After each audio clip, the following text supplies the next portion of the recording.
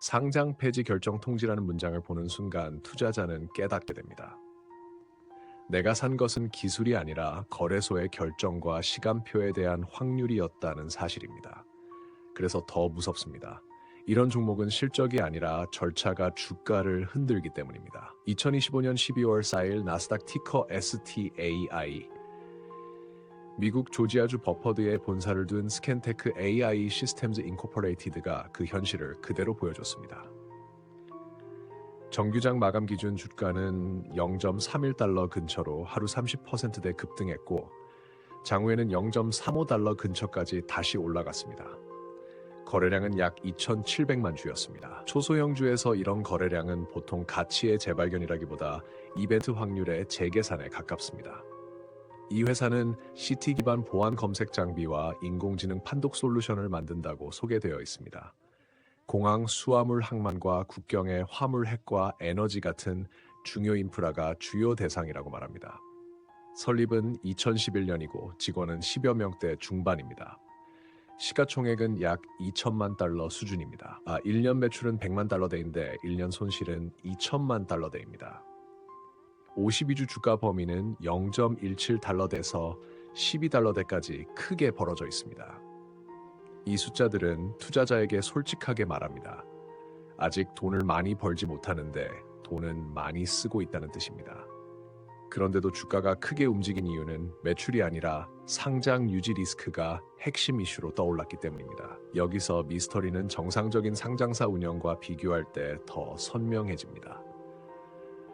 정상적인 상장사는 분기마다 10Q 같은 정기 보고서를 기한에 맞춰 제출합니다. 투자자는 그 보고서로 매출과 비용과 현금 흐름을 확인하고 평가합니다. 보고서가 늦어지면 일반적으로 회사는 지연 사유와 예상 제출 시점을 비교적 구체적으로 밝히며 시장 불안을 줄이려 합니다. 그런데 이 종목은 시장이 원하는 만큼 또렷한 숫자 흐름을 제공하지 못하는 구간이 생겼고 그 공백이 투자자들에게 가설을 만들게 했습니다. 공백이 생기면 시장은 추측을 합니다. 추측이 커질수록 변동성은 커집니다. 그래서 이 종목은 사업주가 아니라 사건주로 읽히기 시작합니다. 타임라인은 2025년 7월 9일에서 본격적으로 시작됩니다. 회사는 나스닥으로부터 최소 호가 요건 미달 통지를 받았다고 발표했습니다. 종가가 1달러 미만인 날이 연속 속 30억 영업일을 넘었다는 이유였습니다.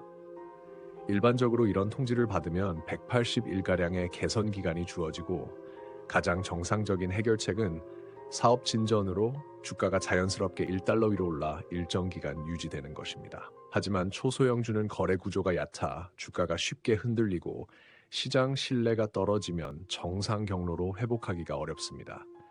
그래서 회사들이 동원하는 비상수단이 주식 병합입니다. 주식수를 줄여 주당 가격을 높여 규정을 맞추는 기술적 조치입니다. 문제는 투자자 입장에서 이 조치가 가치가 좋아져서 옳은 것이 아니라 단위만 바뀐 것으로 느껴질 수 있다는 점입니다. 그래서 병합 후 다시 밀리는 사례를 떠올리며 경계하게 됩니다. 이 종목은 그 비상수단을 넓게 준비한 정황이 있습니다.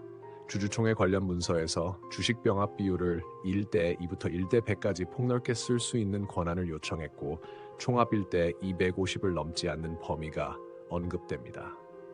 일반적으로 회사는 주주 반발을 줄이기 위해 병합 범위를 좁혀 제시하는 편이 많습니다. 그런데 범위가 넓다는 건 상황이 얼마나 나빠질지 혹은 얼마나 강한 처방이 필요할지 회사도 단정하기 어렵다는 신호로 읽힐 수 있습니다. 이 일회성이 투자자에게 주는 메시지는 두 가지입니다. 최소 호가 문제를 정상적인 사업 호재만으로 해결하기 어렵다고 보는 가능성입니다. 다른 상장 유지 요건까지 연쇄적으로 문제가 될 수 있다는 대비입니다. 단순한 주가 문제가 아니라 구조적인 상장 유지 싸움일 수 있다는 암시입니다. 2025년 10월 15일 회사는 독립감사인을 새로 선임했다고 발표했습니다. 감사인은 재무제표가 믿을 만한지 확인하는 외부 장치입니다. 일반적으로 감사인 교체는 성장 과정에서 시스템을 강화하는 업그레이드일 수도 있고 내부 통제나 일정 지연이나 의견 차이 같은 문제가 쌓여 교체가 필요해진 경우일 수도 있습니다. 회사는 거버넌스 강화와 규제 준수를 강조했습니다. 하지만 보안과 규제 산업을 겨냥하는 회사가 이 시점에 규제 준수를 전면에 내세운다는 점은 투자자에게 질문을 남깁니다. 원래부터 강했기 때문에 강조하는 것인지 아니면 약했기 때문에 이제라도 강화하려는 것인지가 궁금해집니다. 이 질문이 펀더멘털과 연결되는 이유는 강화가 수습이라면 비용이 들고 비용은 현금을 태우며 현금 압박은 더 불리한 조건의 자금 조달로 이어질 수 있기 때문입니다. 2025년 11월 10일 회사는 공모 유통분 시장 가치 요건 결함이 종결됐다는 통지를 받았다고 발표했습니다. 일반적으로 위험한 개가 줄어드는 뉴스입니다. 그런데 2025년 12월 2일 회사는 나스닥으로부터 상장 폐지 결정 통지를 받았다고 공개했습니다. 여기서 가장 무거운 사유가 나스닥 규정 5250 조항에 따른 정기보고 의무 위반입니다. 정기보고는 상장사의 최소한의 약속입니다. 보고서가 늦어지면 투자자는 숫자를 잃습니다. 숫자를 잃으면 정상적인 투자자는 떠나기 쉽습니다. 주가는 소수 이벤트 자금이 흔드는 구조로 바뀌기 쉽습니다. 더 큰 문제는 자금 조달입니다. 최신 숫자가 없으면 돈을 빌리거나 유치하기가 더 어려워집니다. 급해질수록 이자 부담이 커지고 전환 조건이 불리해지고 워런트 같은 요소가 붙으면서 희석이 늘 수 있습니다. 그래서 공시지연은 단지 서류 문제가 아니라 돈의 길 문제이며 결국 펀더멘털 문제입니다. 이 흐름은 2025년 11월 24일 발표된 전환사채형 자금 조달 텀 시트와도 맞물립니다. 전환사채는 처음에는 채권처럼 돈이 들어오지만 조건에 따라 주식으로 바뀌어 주식수가 늘 수 있습니다. 워런트가 붙으면 미래 공급 가능성도 더 커질 수 있습니다. 투자자 입장에서는 핵심 질문이 생깁니다. 이 자금은 확장을 위한 성장 자금인지 아니면 상장 유지와 공시 정상화를 위해 시간을 사는 생존 자금인지가 중요합니다. 공시 지연과 상장 리스크가 겹친 국면에서는 생존 자금이라는 가설이 더 힘을 얻습니다. 그래서 시장은 더 거칠게 움직이고 가격은 더 사건에 종속됩니다. 그리고 2025년 12월 4일 회사는 항소 절차로 시간을 확보했다고 발표했습니다. 나스닥 패널 심리 일정은 2026년 1월 22일로 잡혔고 상장 폐지 및 거래 정지 조치는 2025년 12월 17일까지 유예되어 거래가 이어질 수 있다고 했습니다. 일반적으로 상장 폐지 통지 뒤 시장이 가장 두려워하는 건 거래 정지입니다. 거래 정지는 팔 수 없음이라는 현실로 이어질 수 있기 때문입니다. 유예는 그 공포를 잠시 밀어냅니다. 그래서 주가가 끕니다. 하지만 유예는 해결이 아니라 시간 벌기입니다. 회사는 유예 연장을 신청했고 지연된 2025년 9월 30일 분기 보고서 제출 진척이 연장 판단 요소가 될 수 있다고 언급했습니다. 여기서 미스터리가 다시 커집니다.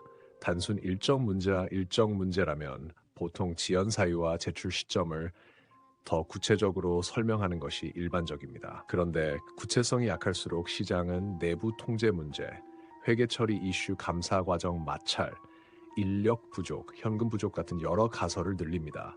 가설이 늘면 할인도 늘고 변동성도 커집니다. 이 사건이 중요한 이유는 고객 신뢰와 연결되기 때문입니다. 공항 국경 핵과 에너지 같은 분야는 규정 준수와 신뢰가 사업의 입장권입니다. 상장 리스크와 공시 지연은 외부에서 회사를 불안정하게 보이게 만들 수 있습니다. 그 인식은 계약 협상력, 납품 일정 유지 보수 체계에 영향을 줄 수 있습니다. 결국 매출과 현금 흐름으로 돌아옵니다. 그래서 이 이슈는 주가 이벤트를 넘어 펀더멘털의 뿌리를 건드리는 사건입니다. 이쯤에서 청취자 여러분께 부탁을 드립니다. 밸류스터 채널은 여러분이 관심 있게 지켜보고 계신 상장 주식과 비상장 주식, 그리고 상장 예정 주식과 코인 종목 제보를 기다리고 있습니다. 지금 듣고 계신 이야기처럼 절차와 공시와 자금 조달이 얽혀서 설명이 잘 되지 않는 종목이 있다면 그 종목명과 궁금한 포인트를 댓글로 남겨주시면 다음 이야기에 후보로 정리해 보겠습니다. 여러분의 제보가 많아질수록 더 빨리, 더 깊게 파고들 수 있습니다. 그리고 무엇보다도 이 영상 후반부까지 함께 해주신 청취자 여러분께 감사드립니다. 시청과 구독과 좋아요와 댓글로 힘을 주시는 분들, 그리고 이 영상을 외부로 공유해 주시는 열성 청취자 여러분 덕분에 이 채널이 계속 이어지고 있습니다. 앞으로 더 탄탄한 자료와 더 설득력 있는 서사로 보답하겠습니다. 결론적으로 이 종목의 내러티브는 이렇게 정리됩니다. 2025년 12월 2일 상장 폐지 결정 통지였습니다. 2025년 12월 4일에는 유예로 인해 일시적 거래 유지가 가능하다는 소식이 나왔습니다. 2025년 12월 17일까지가 1차 경계선이고 2026년 1월 22일이 패널 심리 일정입니다. 그리고 그 사이 핵심 변수는 2025년 9월 30일 분기 보고서 제출 진척과 유예 연장 여부입니다. 가격대는 0.35달러 근처가 단기 저항이고 0.31달러 근처가 중심이며 0.23달러 근처가 되돌림 지지 후보로 읽힙니다. 0.23달러 아래로 밀리면 상장 리스크 재부각을 염두에 둔 방어가 필요하고 0.17달러대는 최악의 내러티브가 열릴 때 다시 등장할 수 있는 경계선입니다.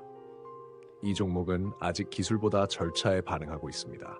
절차의 결론이 나기 전까지 주가는 숫자보다 가설에 더 흔들릴 수 있습니다. 밸류스터였습니다.